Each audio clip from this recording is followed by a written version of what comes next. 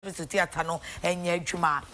Ghanaian Times have no personal interest in creation of new regions, says the president. Chief, 3 others killed in deadly clash. In relation to the Drobo Japekrum 1, 14 injured. Government imposes dusk to dawn curfew. KMA 6 sanitation providers, 100 Ghana, 100 million Ghana cedis. 100 cedis, yes, and will be Krabaka Kutia. 100 million Ghana. Aggrieved farmers threaten Farmers' Day boycott. Oh, I didn't December no ma sha ase ne we de o ma kan ntem nti empanifo moma mo ho enyem wana musiesie mo ntem. Daily Guide. Auditor General lies exposed. Mahama soldiers sacked from Burma camp. 3 killed over chieftaincy dispute in BA. Unibank directors punch KPMG. Daily Dispatch. Gang of 5 will have it tough selecting who to lead NDC. So the gang of 5, here are the pictures from left: Spio Gabra, Gusitano, Alban Bagbin, Riketegan, and Sylvester Mensah. These are the gang of 5. We will not cede Cheponi to Northeast region. Dagbon Chiefs and so enono a farmantan for Friday baby no a home. Bombshell or Benful reveals those who come for Botox and hips enhancement. The Chronicle. Dreadful lady robber breaks jail. Police left with 24 hours to produce her. Man to bury wife. 3 children today after fatal car crash. They see ewo takra de no enne na ye nkwada no nkwada me ense busua ba akomo wo ma meka ho papa wo hunasem hyeden kose. No more virginity test, says WHO. If you are one, no, ye am a wine mono. I don't want my year no feel. I'm running away. Into me promote teachers titi. It is your ma found this well. Yeah, found this and December bull. AG kicks against dismissal of GEPA boss. They find that bloodshed at Drobo and Japekrum. 2 dead, bullets stuck in head of 1-year-old. So sad. Exhibition of voters register starts October. Yes, Enra, we say IPAC for Ekoshiaye. IPAC Shiaye no, one in some power mode ebaye no, Brepem Messenis and Muna, Yabu Biswama, Marty be woman Sijinaye. Now, Womujinaya, one AC and se. Dia womo say limited registration exercise na enka womo no womo betwen asen sesi idea womo nto aso emom no womo betwen se afia ye besimu oni mom na womo ebeto aso enu ye ginaye no baako na ginaye etoso mienu womo ese womo ka kire amanfo womo wo ba bia ye beto aba ede atimantam foforo no baby a referendum ne bekoso no say womo be voters exhibition a free 25th to 31st October na sabusumi e womi de to so aduonunum ekosi de to so aduasa baako no womo be voters limited registration ti womo tro womo din 2016 and womo tro womo din 2018 no womo si provisional voters register no womo be biemu a wo sa mea ya na wakwa akohwe se wudin e wo nwoma nimu anti edu se ye kire wadwen me peneso ane me peneso debi yes or no na wo so watumi ache wadwen bi wo se obi emu a efri anopa no nso ekosi anwumre no nsia na memenda ne kosi ada nyina aka ho na ba ko nso ewo mu no third decision na omofa ne se ropa yenwan mo mo ama no ne se de ayeka no no emra se wo mbetimi ato aba no sesi ano Jinaya IPAC esie ni se wonum beti eku ebe from say working group. Sa working group no amanyekwa wodo ni won di djuma no wo ye registered wo nwoma mu no anamusifo be wo subi. Na afi civil society anamusifo so ebe wo subi. Na wo mu djumadi e de be hwe mo sapa sa working group no ni se wo mu ene omanfo no anwendwe ho Ghana fa na nyina akuakuo ni wo mu asem no hia wo mu na efo mo no wo ne wo nwendwe ho de na wo mu dwendwe ho a wo nwendwe ho se sa ropa ne ye de ye adwuma ye mfa hen kwan ben so ne ye mfa nye adwuma ye nhyehyɛ ne sen ebere ben so na ye mfa enye adwuma eti wei ene ginesi enura isi ekosi ya eno so enkrata no wonum ede emunsem aba. The publisher, I did not kill Stacey Obenfo, and then many more others. Daily Statesman, the Mahama Post that nailed him etie, and then the Herald. National Service Ghost name fraud back again as a Kufuor government abandons 131 million Ghana cedis ghost name trial in court. And also Searchlight back exposes Mahama. And then Observer, tensions over new regions needless, says the president. Nina yen sema hudu abade ubonkrata anymore and chekra yeni afia ebebobo so na yen shese yenu anaba homane so quickly na omo yen chemu enfi drobu japekrom akroma therefore nene din akroma therefore oniaba machie mejo so abru na mpomwe na me dia che nenso so ye kama ye da nyame ase wa fi drobu japekrom mu aba na aba sunyane anase woda so ho sisi adi a honyu yi die yetumi befiri ho enye yinti je se bom pempen sa akopem se ye hu se ho adwofra nti da so oh okay nti wo drobu ana wo japekrom drobu ankasa wo drobu ankasa se abre kafi ni wo mu anase no nsia boy die sisi ame kasa die fitin no ano be no nsia ansa mpo wo mu be kasa kafi no ebe ano municipal critical dika ko atadada asusu mu se nan sai no tum so man se ma so ho no na tum na so o ha na tum na tum pa na tum se ne na e ko so no akwa ko se jina ye kakra aha na me kan sa na no kwa na asem ni jina mu gidigidi no mpo no tum so no ya ja e ko so ma na juni nyina na nka ne ani ho edunti eno ana mi se fie ne se enam se tum so no ko so mu ni breko ala ne betumi akontini omo ko putu mu na nka omo anga sa je no no mu ntumi pa kai film to so ne mum no ko person here recommendation say be ya e bia biti non so ana no nsiampa emu ko no ma wo bia mpi obi ana ne no ye hye ana nka sam de ni person mo ye eno ena te sententem hye mirike nam so ma regional security council so ko hye mu osuane an the director say free interior ministry ho ba ya yura Ambrose there minister no de ba say see je biti non nsia nyumere ko pem say anopa no nsia bebo no ma wo bia mpi mfa community no abeto na tete akoya ni jesem e de ama wo mo ana wo mo dine sen ko mo person mo ye recommendation mintina so mo ko di kan ay kado e de chance a curfew no so mo so ma pam ti bra bo be no nsia no ebeto dia no a na obia eni krom make us say no pity and no an bepem say be so de betumi aka say bambo san say soja fo no ne police form de oboba kuma no dia dia akoso ye pa suro nshada eni me baba mbom nsam dia na so ahoda so mpani ko enye hu nti ya ohwe ene wo mu na me ya ba eno anwumre no ewo na kwama wo hwe afa wa kire ye curfew ni mu sema wie no ye nhwe curfew na bose e de poten enesi ye curfew ni de sesi ye no ni ama aba ne se uhwe krata na nanom mo wodrobo me traditional council DPN no a omo kire se so bi e twam a se ya na de no ubonu se bi betumi atu ahye ne so ayɛ dɔma yenhu no san se obi betumi akodi ntɛntɛ e wa ade be ha din se curfew no badia na se anadwo no obia empie mfa krom na obi akwa akɔto ahye bi so ayɛ ne dɔm san se krata ne se sa na bia obi a wo tie ye na wonim de esi ye ɛde na akɔfa ntawantawa no abadɔ japekro okay ni atia ne se eye afasha japekro fo e ne beka ne se monofi afashe na omo kire se omo tuma di sunku bi di na na otwi mu nyina no mo yesi odi yesa anhye ni omo hyase kwasida no na ansa na atam ne ba so no omo kire se japekufo no kan se omo ne drobofo beto kese sanse krom yenu ne duba bia me na se ko omo omo nhyɛ dan kapapa enti omo yeso be pass we so na nka ja omo aka omo ho asem na nka omo apre mpuntu ni nka mo mu kwa so enti omo ka so no kwa clean up exercise wo drobo ne na omo kire se drobo japekufo no so no omo yo bi obetumi amuna na ni tim na wose na nim ta na mo ntoro mpeso mutu no ya ade bi ayete sesa bisa na ntwaja nan no so na aye we se di ase asem won di komo mpene ma sa clean up exercise no ma so ntomu da asem no ko dan municipal security council MISEC ba regional security council dai se kemo mo ko asetena na dobo traditional council chese na komo mpese sa ahye na betumi aba so sanse asumbi ya di hia pa na nka asumbi kaka na ho no omo mo ho ban ene ko wie se research chese da bi odi omo makwa na mo nye clean up exercise na mu ma de ba ko bi ewo mu aye friend se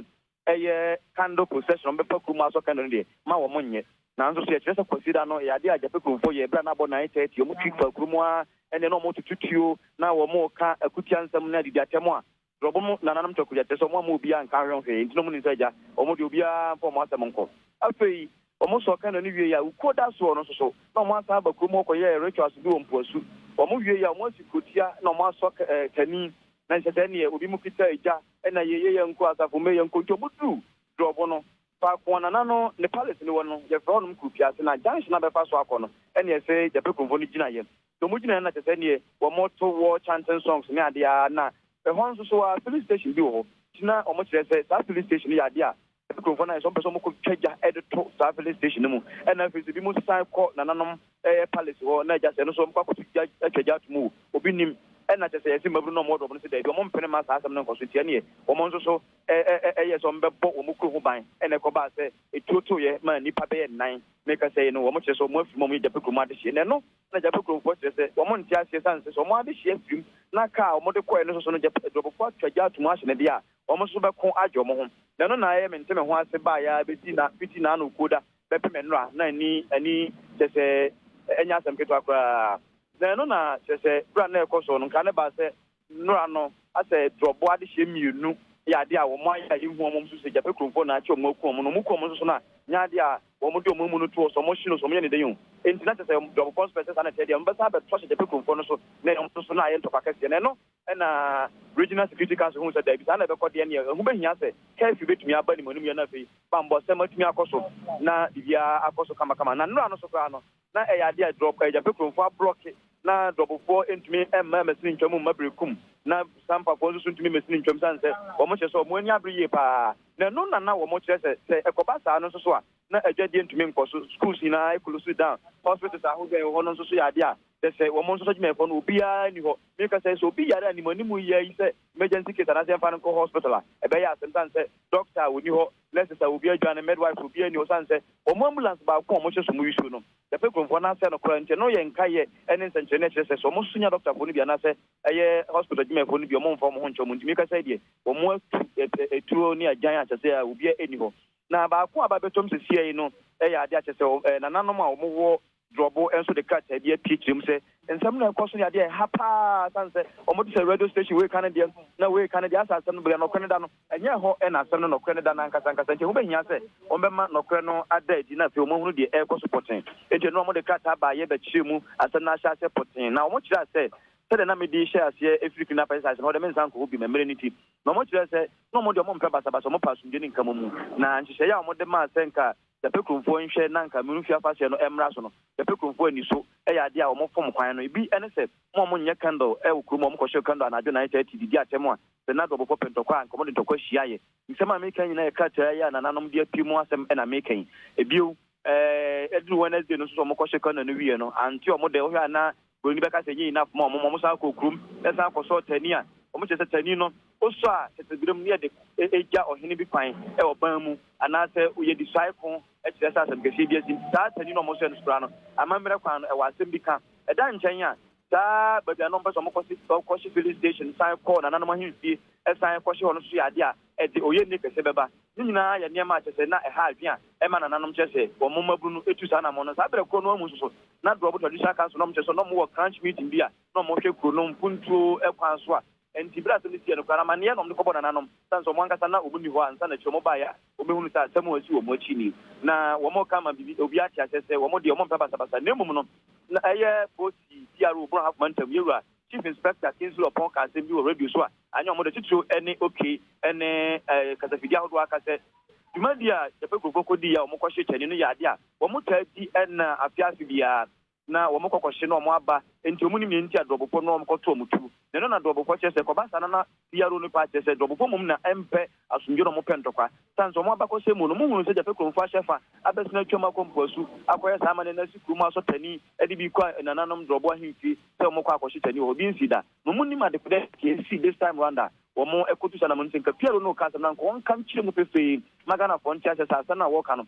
bia enim na mmom na kama sɛ PRO no ɛde nɔkora no esie na wɔtwa ntɔkyerɛ adasa na kyerɛ sɛ drɔbofo mum ɛna ɛmpa so bi ɔmo pɛ ntɔkwa nti ɛno nso so drɔbo traditional council atɔ nsa da frɛ pro mantam police command no ɛfɛ commander sɛ ɛbɛyɛ a animani mu yɛ ɔmo ma PRO no ɛntwi saa sɛ ne nsa ne nkyɛmu ɛsɛ ne fasa no wɔn mfa ma na nsa na ɔmo bu fihyew atumi aba saa ɔpanin no so ne kyerɛ PRO no so yɛwura Kingsley ɔpɔn so na ɛno yɛ ɔmo nsɛm baako na ɔmo san so kyerɛ mu bio sɛ sisi a meka sɛ no ɛyɛ cars mmienu na efi drɔbo a ɛyɛ japekromfo atumi ahye no a kyerɛ sɛ nipa me nsan so mo ye passengers a se Jabe Kromfo nso so asan ko mo twa mo tie firi so bi ja to mo nso so e ya de a mo ka no ka tani mu a che wo mo kire se we nyina ya basabasa ya e ko so a se so mo ni enye ho nti wo mo ka magana fo nyina tia se wo mo krofo de pasumdwi wo mo mpento ko mo mpe basabasa ne mo bia ba no e na ye ni bre se me mo nso so sorry a wo mo bo mo kro ho ban.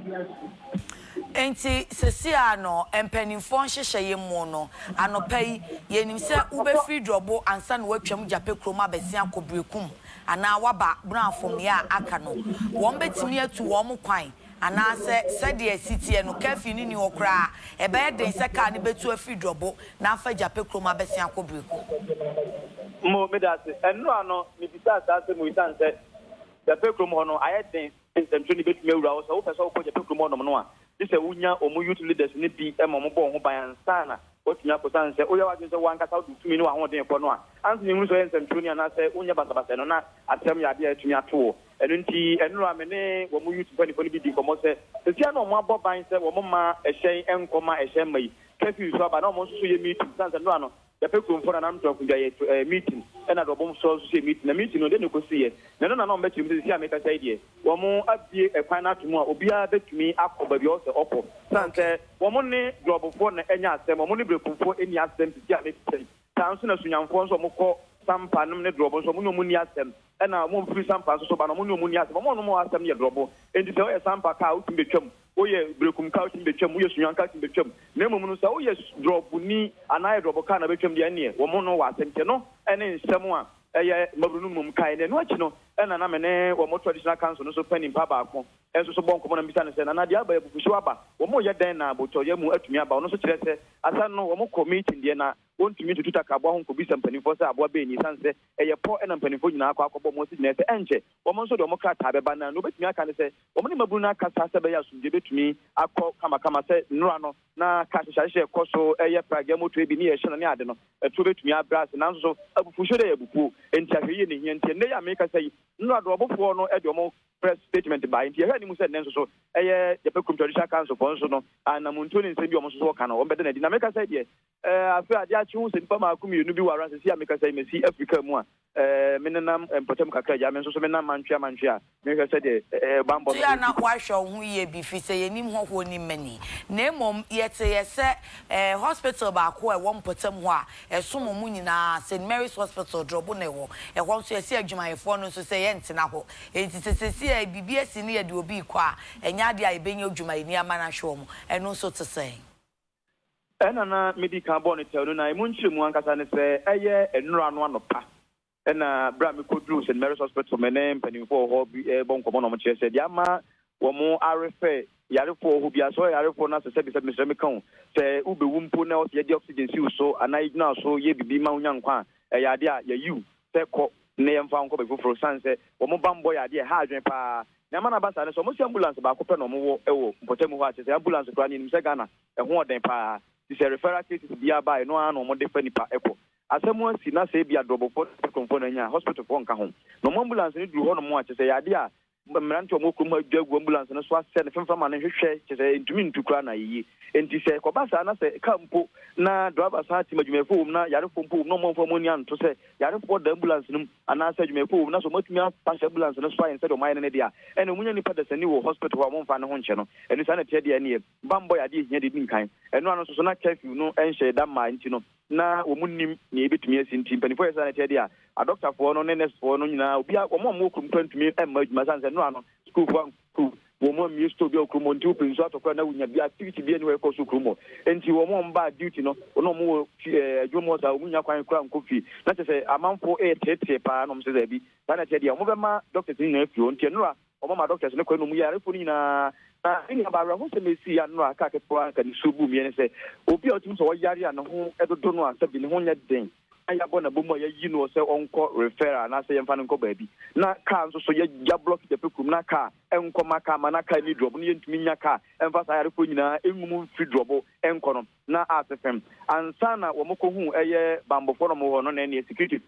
eye soja ko no ka mienu ebedi animu na mienu so di achi na ne moko frame metro mass ni bia no so so na bebo na hwehwe no so si ho no mse e ka hwan di nti o meboa no mfa yare fo no na o hwe metro mass a domu gumu na fe basa hodo domu gumu na fe soja fu di ani mu escort o mo ne bi mu di akira na tim se ewiase eduru ba bi na asema asefem pa nsa na mo de ayare fo ni na etwa mu abasu nti no ano na ade a ha nti me ka say the St. Mary's Hospital said emergency case bi si sabi na say awo ka obi so okọ na say BBC na okọ ja dia titi enu ano bande doctors ne ne se ba kokura nya dia o kuru mu a se be din say o yare betima akọ ja he ne mum no eye polyclinic ba akọ e wo ha no so kura no adwumefo no bebre nsu gu yema bebre nsu kura kofi no ana ne na te se eda so ye adwuma aka na no so kura no so ebe ya be kwa ubenya obi ama na hwo no so no ba chi bidi nti nyame amfa fie na asem bisi wo yama nta se na yare bisi dia na te se benabo na ebe san ba biwo Kroma therefore na eya no pay for home yenhwe say bia wo mo ehun se kafi abanti wa change one stance na yenhwe yenua be ma kroma therefore na yete ne kan di free eye jape krom ene drobo empotem honom no ye be hwe na yenya posting penifo na ye bisa na se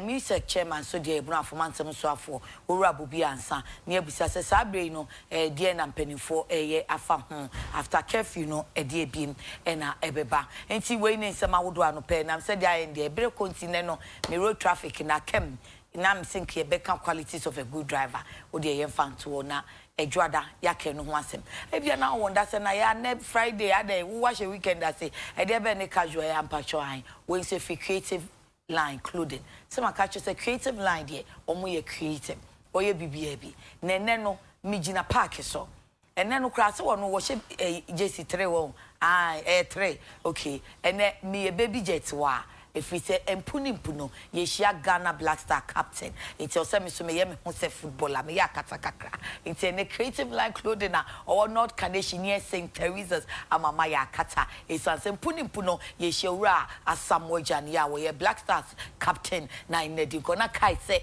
ye wo boxing nkwada ye say boxing ye wo boxing bi so hono mo a ye bebo no wo chena ni nyina aka any tiene no tiase na yenko ne sa casual no na men kan share tribes head one say ni nyina mu no so ama me casual na for fine if we say my beautiful long wave hair tribe said was painters wonom ebe Papa's pizza and na me kra mo say me kwasantoa nails na me coin na me konya nice grooming me pedicure me manicure me ya me gel nail refill acrylic eti pacho ya kwasantoa nails ya owo jolo wo be special eye. Talking of Specialized, Samuel Ofe Ado, head of marketing Specialized Company Limited. And there you are with the bra same, yema happy birthday. Onyami shira no nyo kese. Onti na nimuncho no mana dom ene na doye emusuma oma emfie bebre ahoden eni sika wom sika ne ba ya te check mama wate. Te mama ansan wa mama me Benis Dodo abi. Enti on behalf of Auntie Benis Dodo e yo mama eni abusuafo ni nyina Ofe Adoyema happy birthday onyame hwa no nye wakoma so ade nyina ma na ompeja na omanu nyina meka say yes daddy if he say ubeja inheritance ama woma and then me baby anyamfie mienu enne mame akua himfie owusu bempa mame enne wanyamfie mienu ye ma uti nkwa onyame odo ba asase so no omwa wo nanyi be ye obapa oma hu botaye nti odo bae so that you will fulfill your purpose and then you be that woman of substance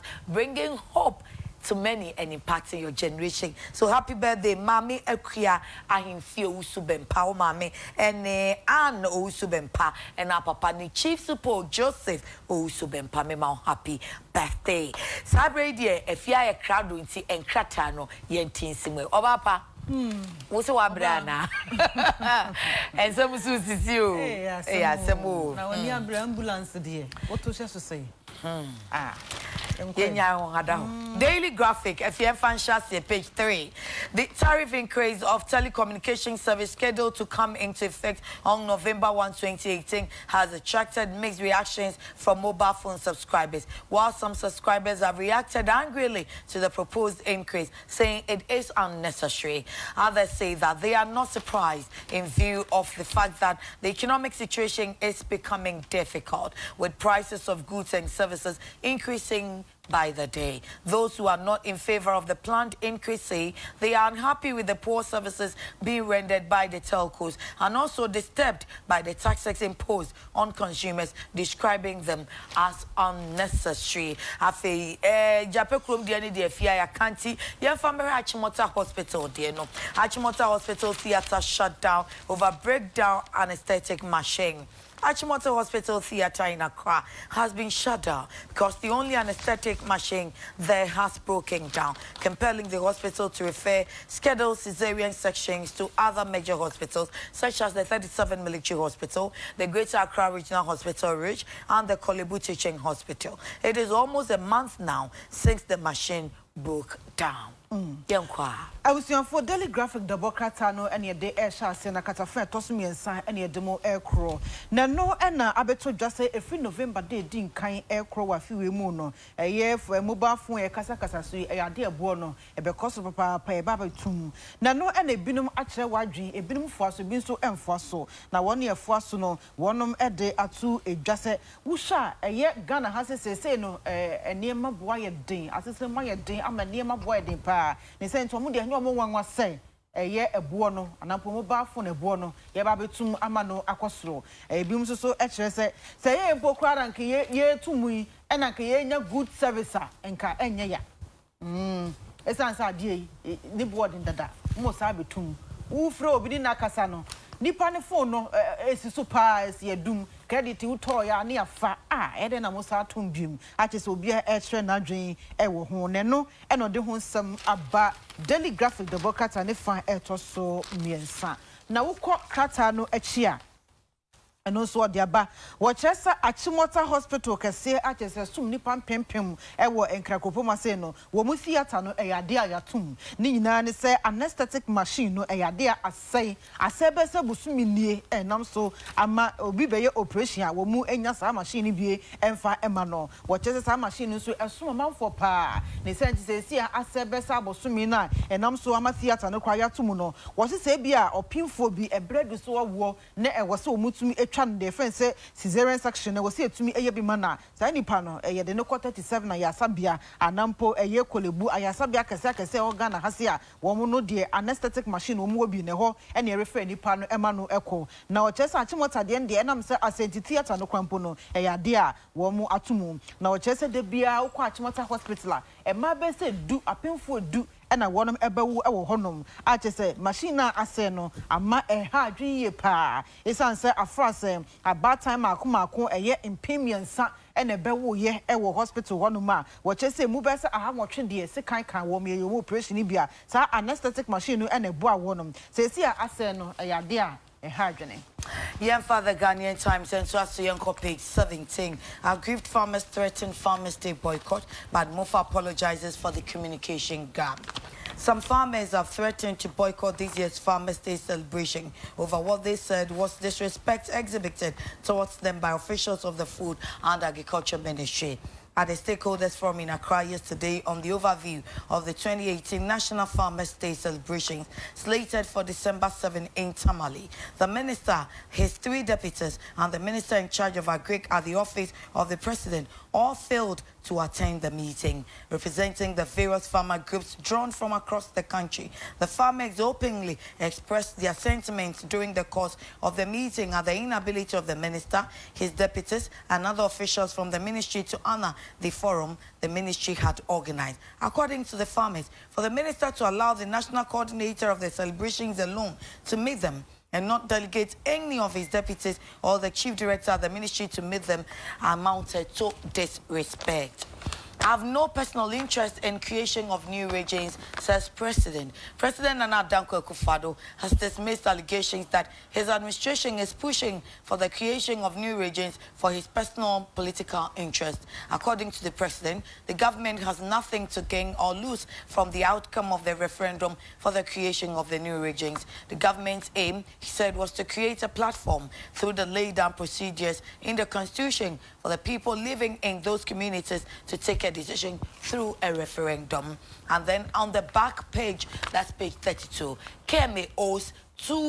all 6 sanitation providers 100 million Ghana cedis. The Kumasi Metropolitan Assembly is indebted to 6 sanitation providers to the tune of 100 million Ghana cedis. This came to light on Wednesday when members of the Environment and Sanitation Subcommittee of the KMA called on the Minister of Sanitation and Water Resources, Madam Cecilia Dapa, in Accra. According to James Nana Prempe, chairman of the 13-member subcommittee, the debt which was accumulated over a period of 20 years was hampering effective delivery of sanitation services in the metropolis. Yeka Sanitation Assembly. Good morning to you, Mr. Frank Akule of Ghana First. Mo enimo juma pa mo ye yate ye ni su die chiri na ye hwese bebem next year bemwa Ghana fo be hu no be kan se we die ehi na mkosua free ye eno so na ye na won pese obetie no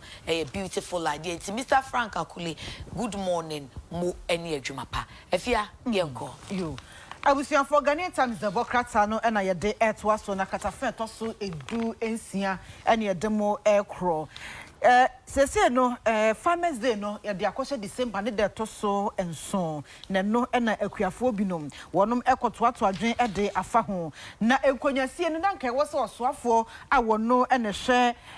akuaye ehun sansam so ewo omampani office woni na bedi akire miensa na afen so eye mpanyifo nka na nka wo se nkom beka akuafo ni bi ho na nkom boa ema ye Farmers Day besi December de to so enso na ho adwen to ato ano etumi ekoso ye na afa mu gina so gina ye nanso arekosam ne say enhyiamu no ekoso no eyade a minister na akasa wa ma na bedi akire miensa ma na afempanyfo nkaye na woso omo ba no so eyade a wonom amma a chese nipa ba ko pe na yetu no ema wo ba ye na no na akuafo ndi atodwa se papa wanya de wa mampo ankesa enye bia no abedi akire miensa ni mpanyfo nkaye bi eba na eyade na sabi oson mu nyina montumi amekọ wiase coordinator no pe na yetu na wo ba ye na no na akuafo dia to dwase se de si ye no eyade a enkyere obuo emfama wonom enkyere obuo ba kokora emfama wonom asese de omu ede so di to dwase sa Farmers Day no campaign hwe omu krombe yo mu ho afi won be boycott kokora esansa ade yi ni yiye mu nyina na ye nyina ye pe na se mo mbra na ye meto ato adwen emfa ho na se bi oso matwi mani wa abra ma de ensem fata nkyere krampo se mu buye nam so ama sese de akuafo de ato dwase Farmers Day no we ye hunu na nsem mo se won be yi wo mo ho ade afi won be boycott nam so ama wode ehon sam aba Ghanaian Times of Okata ne fa to so edu ensia ne fa to so edu enso ne de mo ekro Mantown foforo new regions ye bebo ewo omemu no enche ye beto ho kire wadwen aba na ya hwese eja ebeko ye binim gitum ene de wa wonjintum nyina na ehon sensem aba betodwa na no na oma ebinim de atodwa se ase na de dan kwakufu adu ne MPP amunuko no de omu benya ewo sa new mantam na omba betete ni munti na ase omaye dendenden ni abre ho achinchin atwan ye betete new regions ewo Ghana ha se na de dan kwakufu adu Ghana mampanya kasa on de atodwa se de bi danye sa enye se bi oson de menima manyokuo benya free mu ye political interest nti ene ni abre pese ye new regions no ye tete o Ghana ha se na mu no se de be ya ye ehon hyehyeye ewo amemomra mu ne betumi ediso ama omanfo tuma gira wona so akere wadwe wo ho na afen so de mpunto ni yede aba na omanfo tumi agira wona so biem na afa wafa adwene ebie kwan ama mpunto abanti na new regions ni yetete nemom no enye se bia de mi menya anampo de mama nyoko benya ewo munti na yetete sa regions no boy yenko daily guide emuna yenshase wo daily guide page 3. Yeshase wa Mahama soldier sacked. The military high command has cracked a whip on Major General Samson Kuju Adeti, who virtually converted his official residence at Birmingham into the campaign office of the NDC. The man, who was recently appointed to head the former President John Mahama's campaign security detail, was booted out of his Birmingham accommodation, having allegedly breached military rules. The sanction is in response to the retired general's partisan activities, which are inconsistent with military standards, since political party activities and military installations are barred, and those in default face established consequences, as meted out to Samson Adeti, former chief staff officer at the general headquarters, Birmingham. Now, Auditor General lies exposed. Trainers moves by the Auditor General Daniel Yaudom Level to appear as a saint in the eyes of the general public has backfired, as it has emerged that his petition to the president was filed with inaccurate occurrences. Documents available to Daily Guide indicate that the allegations made by Mr. Domlevo to the president were factually flawed. In one instance, the AG claims the board chairman attempted to commission the auditing of some 213 MMDAs without his knowledge. Interestingly, as at the time claimed by Mr. Domlevo, the Audit Service Board had not been sworn into office by the president, and no member of the board at the time had the power to act in such a capacity. The AG who is running the Audit Service more or less in the media has taken over under civil society organizations, or has taken cover under civil society organizations, claiming that he is being hounded out of office by the board.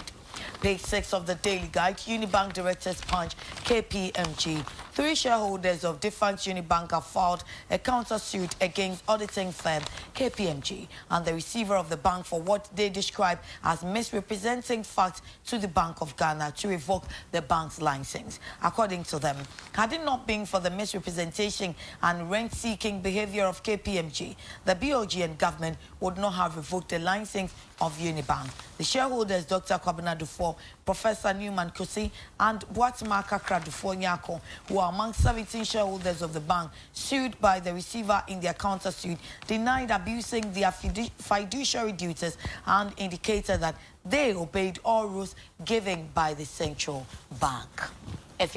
Yo, I was young for Daily Guide the Bokatano and I day air twaso na katafen tosum yensa and I demo air crow. Yenyan in Siasa a year Major General Samson Kujo Adeti. Say dear a idea, the watching papa. If you are Kafra, Mammy Kodim Komo Imra, Ora Kwabena Pepra, Nana Kwabena Pepra, Greater Accra Regional Chairman or Regional Vice Guta Ewo Ahomano Eso. Nana Mache. Yeah, you know, Nampomu to say. Nyamiadom na also. Nyamiadom yensu ye ho ye da sesa no pe waje yen so. Na ye bisa se guta ye se city no afa de kane na nka mo si peg mo si debi empene so. Na isi ai de mate ase se eye ebeboa. Emu sem te say. Me nua ba de wo mni se ye ne aban atfato adwene bebre. Ye ne stakeholders ye Omwa Sanchi abande by Omobe implementation in so editing Komobibri. Okay. Na Casani Yamu, Minchimuno, Aqua may who say, Yea, a good for your members no encam. Yankaho, the engineer Yankaho. They say Nanka, a consider Kakrabi or what, a chess and Cassay, ye coyer registration be. Na kinya sa CTN number no nanka o kraniama na ye di sa number na ma yen nkofo wa ma no no na wo mo so e di ama shippers no sene be ya wo mbetimi e di enema no ene hu kan nyina ba na so sa kwansidie no ye ne wo maka ma ban ayi afri ho enu akire nso nanka wonim se CTN no e ho aka bia na wo ho se wo mo provide services no de ama wo no nanka wo a wo ye de oniama ne nkrata no e fa kwan a eye CTN no ho no nanka wo betue bibi eno so aban ye afri ho. Okay. Enti na afi ne na ye tumi hu se na adwento ato a ni adwen aban to ato no em se enam no kwan do ye wo e how kakra wo anka ye de nka ye free se nka dwadie die yema dwadie entimi nkototin a kwansidie wo dwadie hu no ebekọ form se ne nim se ye vice president Dr. Mahmoud Bawumia obetena akonwa yisu yi emso omafa kwan akwaniasa nyina so se omubeye se bibia ye friend paperless kwa nanka dwadie no aye intentem enti se saa na tie dia nanka bibia be ya kwansidie na afi na wakoto niema minia ba nanka wabre anka wade wato niema so documents nyina kuta wona akodi udwa na wo wi a wodo nneɛma akɔma o shipa no no so ashipo nneɛma no nanka kyese ekɔ toti nanso afei na yesi kɔ ha na san kɔye bibi a kyese eno so obi so akɔgye nkrata na ɔde ɔno nkrata na ɔbɛbisabisa wo nsɛm na enu akyire ebi kura na kwansidie ba ko na mienu bi kwa kosi eno na still ya dwen mu no haye senka aban timi eyi sa ne mani nyina firi ho because ye nyina ye bompa ye agedie ensesa kwansidie bia ba bia but the aban aya bedru ya ntoato adwentoato eno o matoato bedru sa ne yinim se ekoso a bibia beto na ko nti se idea ye nim se ye nka ho se ne homo ka no nti ye nka ho de ana de bio na woni aban twi na obi beka say ne na chese aban yi kwan a anka mu dan ti muti aban ni tene Canada na mu ka mu de enye ena mu nka mu de ye na chese ade ne enye se enye na emom se de ebi mu wo fi o ma dwen o mu se ede ya na mu suro ade mu pese mu ya aban bu kata aban se de bi mo bu ya faso a che ma ye mu ya faso biem ena afei wode ne ama pe banana mu ko atia enti mu hu se ade no eye na emom na mu wo muti na mu nsori atia ntese ayi mu fi mu de ene ye nkoso ni aba won se ma chew ni ama mienu bi ye guta ye concern ne se se agwadie ekototi ense se bibia ya considie e wo agwadie mu efiri se agwadie akonsidie bebre wo ho mini aba mi se won de nanam a wakwa di dwa kura wie watoto niam kakra ebi kura niam bi autoto ya nka odi bafie na ade abrabusuafo no so bedru airport se de way ye besi afifi wo no mi ade ni nyina ya kwansidie mako ana mienu bi a etia agwadifo eno na ye ka ho asem eno akire ayi mini aba me na mitu mi kwan me na mekoya na mekoto ayi meniema eniema na mekoto ye no ena wo se dela no emfa me documents ni bibia emfa ma enti me a mekotena dela nanim na me to niema no me prices o de ma me no me ma nya ho hwe me de me pesa won fa nko no nya no de bekọ a obetimi ayi bibi wo mi machi anya se na je so wo luzu customer no enye no ho asem ye ka asema ye ka nyina ne se isi kreti bibi ma obi ana se ye de adwuma bi ma obi so wonye na se na adwuma o ba be ye no e ba be ya kwansidie bi so a yesu ye adwuma mu no emma ye nya kwanye adwuma totia e se yesu ye obi ka ana afa so eno akire so no obi dwuma die bi o ba be di no ye fi se ye adwuma mu no e be ma oka eka aba ye adwuma no ama ye adwuma no e kwa ye fa so ye adwuma no akọ animu a eno so no ni obi ka esa aka bi ebeba bia no at the end of the day no you be pass on to the final consumer eno ho asem ne yeka na se de obi ka se na ayi ye akoye ayi ntino na ye bia bibi ne pese edisie enti ne pese be no de mbam kura me nuaba yo nana se kane na muni ebi mo na munyina mugina se da bi ade ne de moaye na ye tie sesi a wonche mu ya wodi ameya obi akodi ni dwa ye se fa wonkrata abra ye hu ba bi akoto no ye de ma wo sen sei ene mu nka ho no munua bi mu de da so wom enti enka obi beka se sa de anka mbeka se aban wa ya ade na so ade ne de ha wo ho nti hwe na ye hu bibi ma ye nuanom na muka so ye de enka ho nti sesi a no ya twe ho ana sa afa de ya te ase aban koso na ye ositi na omo maka no so de se na chese ma ye ayimi amajudas yo mini abade wo kan wo mansa me kai na me de manu si se me ka se nyina ne ani aban ye gusu a ye toato adwene na aja se ne da bia obi aka no ye se ayi wonsa kutabi mu a ena ujibi kan ho enti enu de ma ye nuanom ana se other stakeholders ni nyina anwen sa de pese ye kire ne se ye firi baako ye beko mienu na enche bia ye bedu miensa ne nan fi esra mo mo ye nyina ye nka mom na sela ye ni aban into ato adwene igusu ye to ato adwene nyina minim se ye betimi asi gyina ye bia ebema enema ayi. Okay, but see ayi de gutafo de omo pene so se city no enye adwuma Sa baby ya do die sa ne ke. Yeah, that's it. Nana, that's it, pa. Nana Kwabena Pepra, Greater Accra Regional Vice Chairman Emma Guta, and Yenenu Kodi and Komono. Evia, Yenko. You. I was saying for Delhi Guide, the Bocratano, and a day air to us, so Nakatafa, Tosso, me and San, and a demo air crow. Major General Samson Kujo at the tea. And yan interested and watching the papa. Nina, and it's a baby, I was here, what Bema Camp, Honomuno, a yadia. Yapamuno, anampo yetunu edi everyone. Now penny kesi watchra, ye endis a memo a pensuono. Baby, I know what's here, a bema camp one of the Korea Siano, a yadia, what the one a year, just MPP head office back, oh, honum, artist, no, not a honor, just a party member singing a edia konya basa. Nes who share a soldier form more, the opinion a year, no, na yadia, it's yambra. Ni nyina kan binsi enende wo makeka ne emeseni menam so ama efie no wonum atunu afrimu na sesi ameka se kura no wo kira ayeka ne mampani Owura John Mahama ne campaign security no yade a woni ne yayi ni so yo panyi a wonda ano no panyi na manebo no kwaso kire mu asese okwa ahomgie mu August bo so mene ton na so ni fie honom no de odane di NDC office ba ko no woda so te honom na wukwa ahomgie mu so ba bia wote no ya na yetu ena nam so ama sese de wo mu atunu na pepe kire se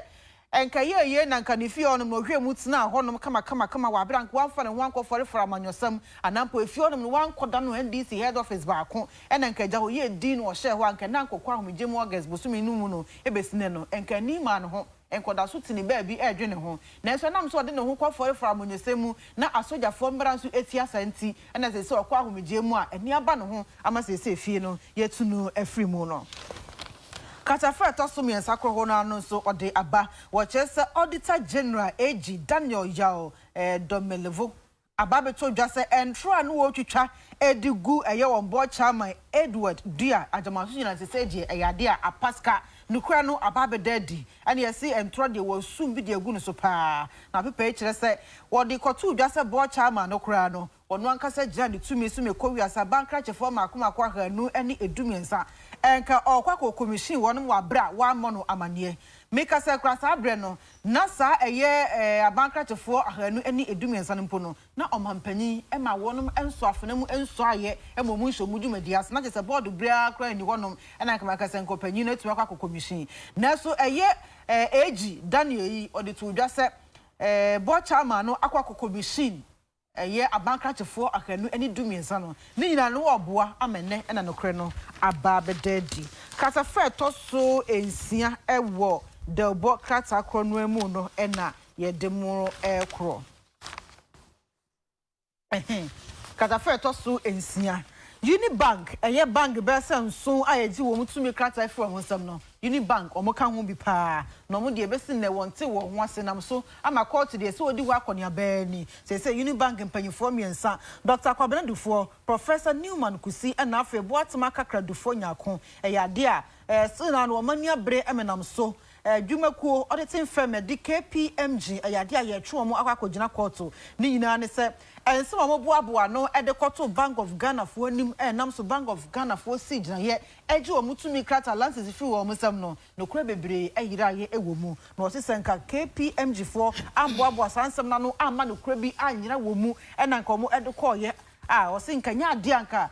Bank of Ghana fo beji wo mutumi krata de fi wo musa ne sense no say ye ya KPMG fo ntumi anyo mo adwuma yie na enokure andadi wo mudwuma de mu enam so ma Bank of Ghana fo sigina ye ji wo mutumi krata fi wo musam no eno na ma ne Unibank ewie makoni edu no eni sense no chese se di wo twi KPMG fo akogina court amaba be yiwa no but amwakon na how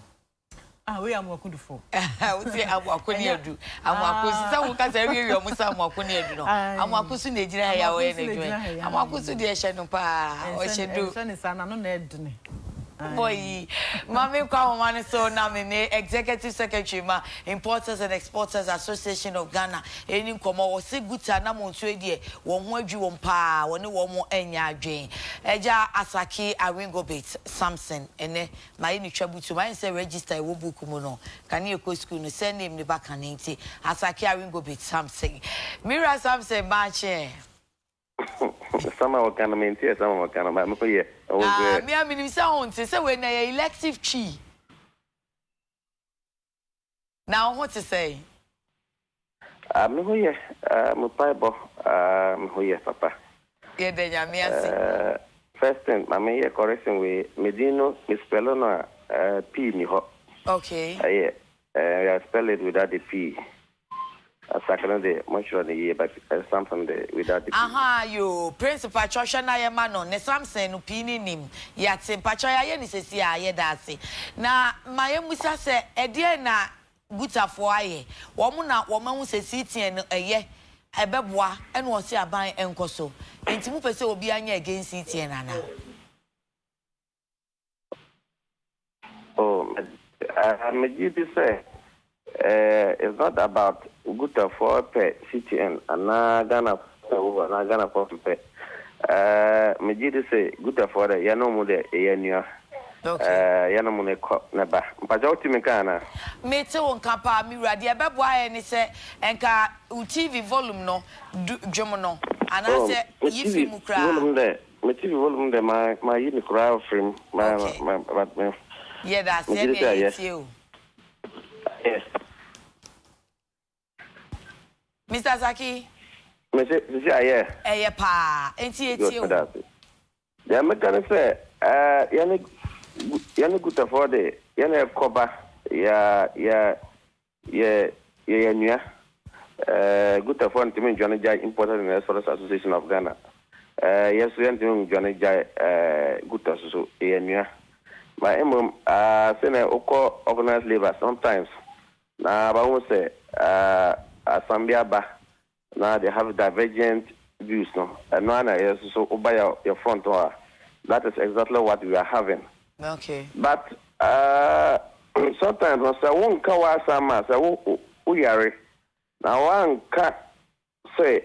me yare ne ahwe adruma wa me gidi say ayare na beka oyim na ekun. Anantina ya kaya sam say de ekwasi ewo Ghana Revenue Authority ho no. Ya ne guta for kwa tramit no na guta ko no ama nko say we are coming in here as a guta. Mpacha utimikana. Mete on kapa mira mete attentively. Medasi. Among call as in the consultative forum ma ya koko ye the committee meeting na Ghana Revenue Head Office hono. Na guta for no omuko hono monko in just in their capacity as guta dabi. They will win there or in the capacity as say ye na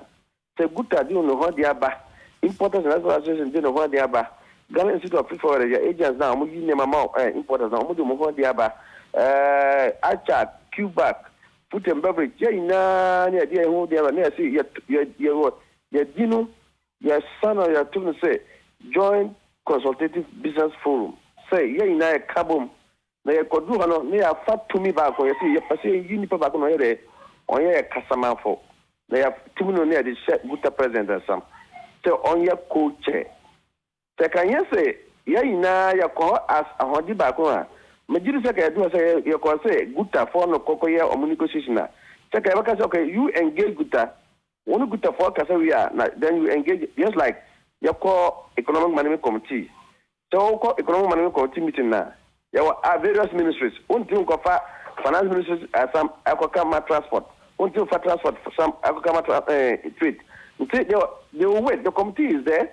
so that they will meet each when your time reaches, they will invite the group. But with this, no, yeah, as a consultative business forum. The second somebody be Pierre. Now be Pierre Mayina. Now say a section of the group. But you say many about how that is the area that say nye guta form so anyo omo na omo de no favor na akwa ma omo but enye omo na fi omo ho enti omo de omo bone ewom ne sen pacho bone ye hu o na say ye meeting after meeting ana say bone a ewom no say ye koye committee meeting no nema yitum and anema yaka awohono. There was no anywhere say eka recommendation say recommendation ma omo medium and smaller importers tabi. Na yaka say na wo hwe good press conference no me president na sam Okay, so at some point they have accepted concession about if you paying for about or more than I say. At some point we are not ready for CTN. Or say what you know pa. It is someone who say na assembly yadika Gutta reverse last week Thursday Friday no say they are not interested in whatever concession that the government was giving to them. Take a press conference government say Gutta we're going to tell government say yes concession na o man pay the money ya gitum ya hu ya dana say na embom ya ko consult no your group no say o mo mpe. But you see when you come out to say okay we thank it we accepted it and at some point they say we are rejecting it. It's not the whole your rejection because the government will not take it serious. Because which one are you rejecting now? Which one are you accepting now? What I say. But the empress at T1 China no panel say, city no de bao a call. Yere him say our court. Quite apart from say our court. Majiri say.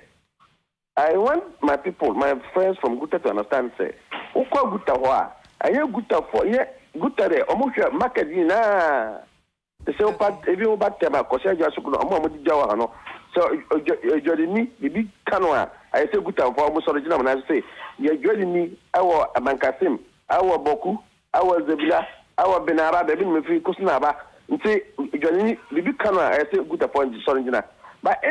Oba Gutta for no. And you good for you na importers. But the Bredija and maybe ya me poa. Na sabe Bredija. Omo yan say,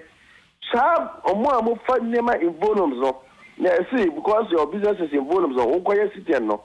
Omo the bar, they don't do retail by themselves alone. And you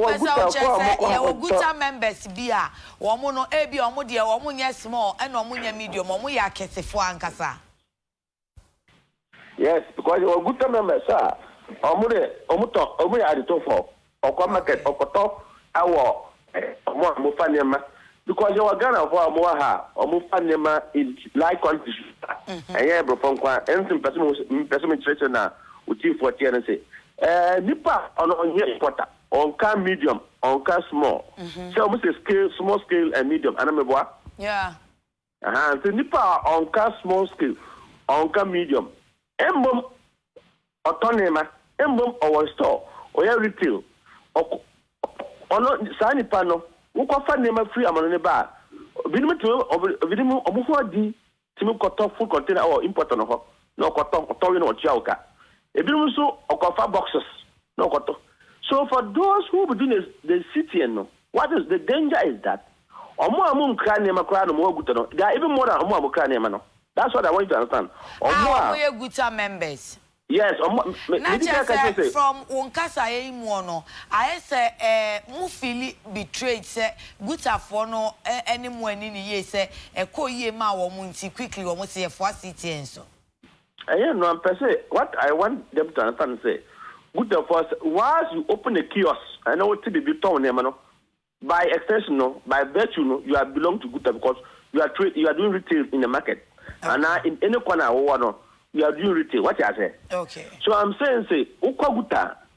Omo amuton to say Ukwa Gutta manto can say go all over the country. Omo amuton ya omudija meboa. And I'm saying say Uba trading aspect na. Omo amukra emufri Gutta no. And omo amukra kra no musume omuton ade our market no. They overnumber those who import.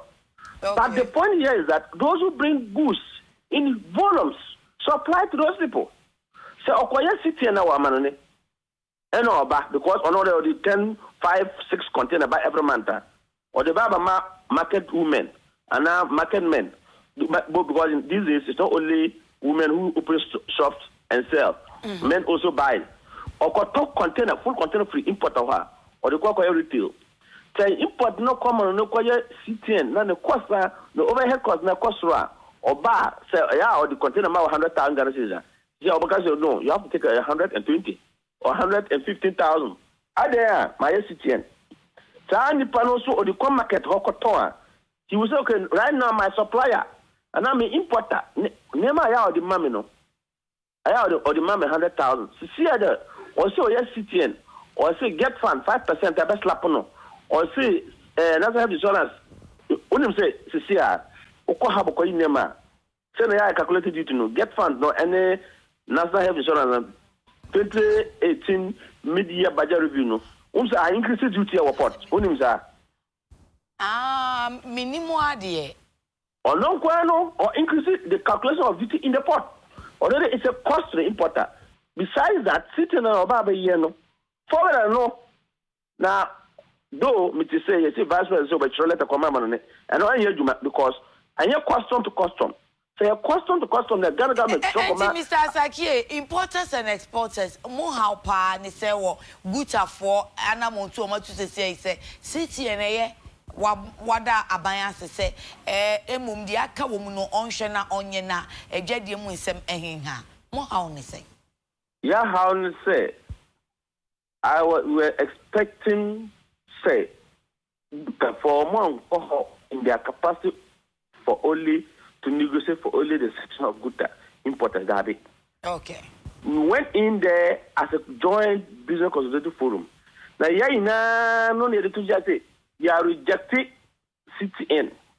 outright. It was outright rejection. Okay. See, whatever meeting that goes after, outright rejection. No, now good. You to move the last week. Make us say it's a step on our back. But later your friend meeting here, you know, say okay, let us bygone be bygone. But another press conference no more. Before my press conference, you are paying good on make us say. No more press conference. I was thinking say when Gutta issue a statement on last Thursday and Friday, they will come to tell you, look. We are rejecting it. Whatever convention or whatever concession you are giving to us, no, we think that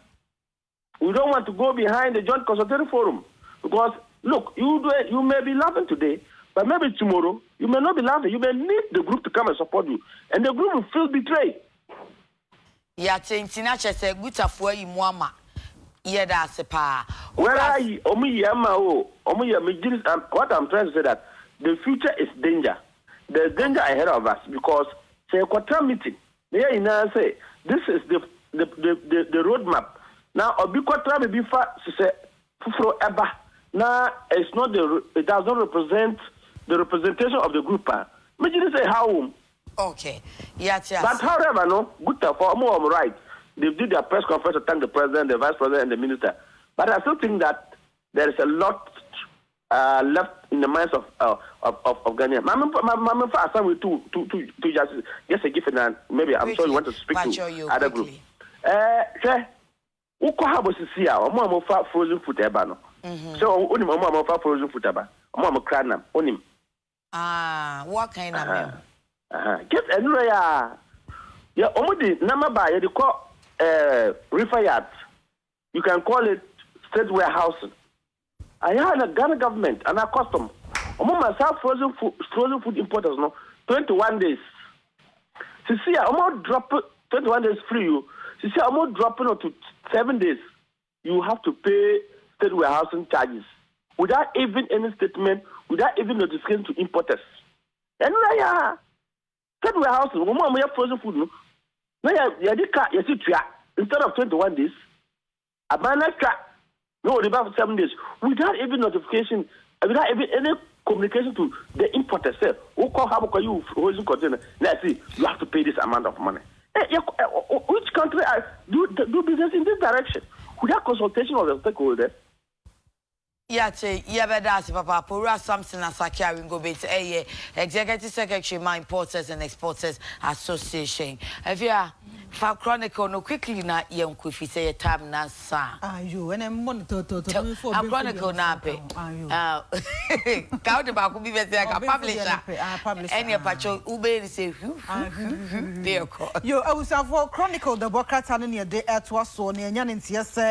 Obabesie ni din ede Benita Obey Kumaye otafe na ama oya roba na ya chi no ya de ne kwhye ye Dodowa police station ho no besa na wotwe nie Eraba no adwane e de free sex honom ama se de ya ma prosifo no donhwere makoma aduonu nan se wo momfa enkohwehwe ababa wa ne mra anya sa pa de a ene ba bi emra da ne de beto honom ama prosifo no na manebo no koso echiremu a eye ababa wa Benita yi woni ne yonko bi afa taxi driver bi free eye Kwame Nkrumah interchange honom so mo kọ akuapem esoro honom akọhwe obi no omuduru honom no omusa aka che driver ni se nipa o mbehwe no no woni ho ento nsa fo omumra nkana ha sei na abro musa ne bepo no na maba wo yi ka che driver ni se ompeso mugu nsuo nti wonyina abra driver ni gina yo musi pe hey etuo ni se kan ya twa hye no so ekowi ase ehurehura driver ni je taxi ni free ni se menam so ma eye omkoka traffic mu nano na abrantie no so eye fast board de ma ye kochi wo ma wo mu kopie dodowa police station says one mama say the ababa wa no wadwane a ye hwehwe no na eno na the bokate tosumi ensakro no ano eye chronicle page 3 eno so the about World Health Organization WHO for the abase say the ewiase manyina eye virginity texting say bia ye so ababa wa bi anampo oba bi ahwe say be mane na da ana be mane na ye no eno no wo mu che say tietie ma name enkwada no fa ahudie sensent kwan bia so ne ntwam no osi abode nyansape anampo osi eye unscientific na clinical basis nso enimu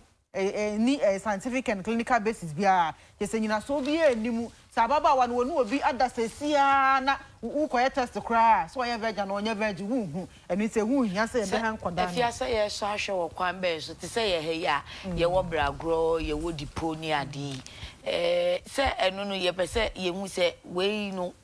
wache ne ho be man fa ne ho nka no enti se wo musi ye nya ya sa ye beja ya mamre na ana ya mamre ndi nya o se ya mamre ne de obata ne ba ne tifi nto gu ni nsafofra na se bia wo to makoda na ko hospital sa doctor for mu hwese me be woni be mada na so ne be mada eno no mo chese eno no any scientific basis bia into munjai ne ya chese de amamre de be ko so hai amamre ndi san de ye mfa ye nyahwe ye mfa ye san so nyahwe nhwese David ma me phone pen for no mo nye ne sa ye nkwa fa last one wo publisher the bokata no de bi hwe de wa fa no publisher ne sha se de bi e da soro bra there you are where you are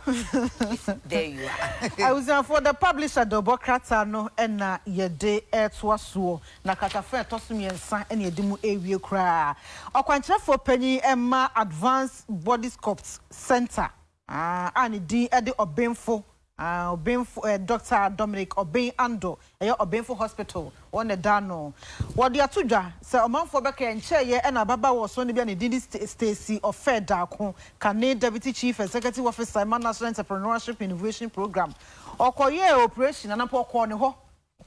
emeko wi ase oko free mu mebewe sensen beto dwa say operation na no okwakoye doctor no bia mfom so bi ba ho ntine ma baba wo ne free mu. Na eno na doctor akasa mo odi atudwa se ekwan ababa wan fa so free mu no wono no woni mu hwe na chese ni nsan so enimu bi na oje se operation na wo ye nkrofo to no gunu so se wonye ne papa beberebewu na ebi omu ni di nti krampo na ehun se metodwa no wo se enye no kre na no de eba adwuma wo ye ni mu a wo se wakwadare yie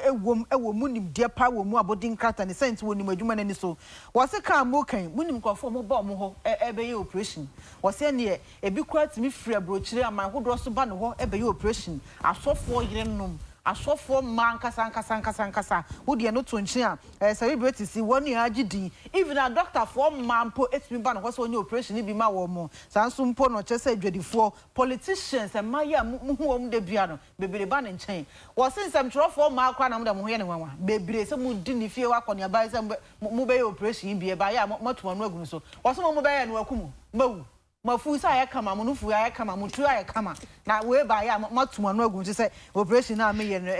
enye kama a cheso no so wakasa wa chirim a cheso so adwudwam bia be ku beti we nyoka okota na oni say radio station bi no no kasa okay o se ni bufu obetimi abobodi ya na eno de wa nuru ho but wa ka ni general say obetimi ama ni buafu no abobodi na asem de na asem eno de dem so mo mra no kra ma kwan sa obetimi abobodi se wo hye na homte a o se afia adutwum wa maye ni abefa fie gina ho ni ahwe sie fie ade bi fie die fie die ye krokotro de na nyame de ma de ba ye da fie na ne hwan na wa hye no we Dash Fashions wo Alaji station wa okay wo de odu wa wo ko nim kakra bi asa wo fa Israel kwano so na ba bi a trotro fo gya no fa won sani fa so na ko nim so pe Dash Fashions so bia be show e na S Nash Beauty Salon wo mo so e wo Bubuashi station wa ono so eba artificial dreadlocks a efe a obebo de amount we wo etimi di afe de bia be wo hye anampo na wo twemenu bia no wa wo hye no treat ni kama de amount S Nash wo mo Bubuashi station honum congestion cha kwan me do mas mo why ade abusiafo ye be se ni adan ho akwaba ekoba pa na afe ye de apomden komo ne bremo ne ye se na nse e de aboa ma enti Femiton a work for the girl in need eno na ohene you gift anti beba ama ye di eho enkomo ye koba eno no ansa na mpunimpu ye share Black Stars captain Ura Samojan ye koba sia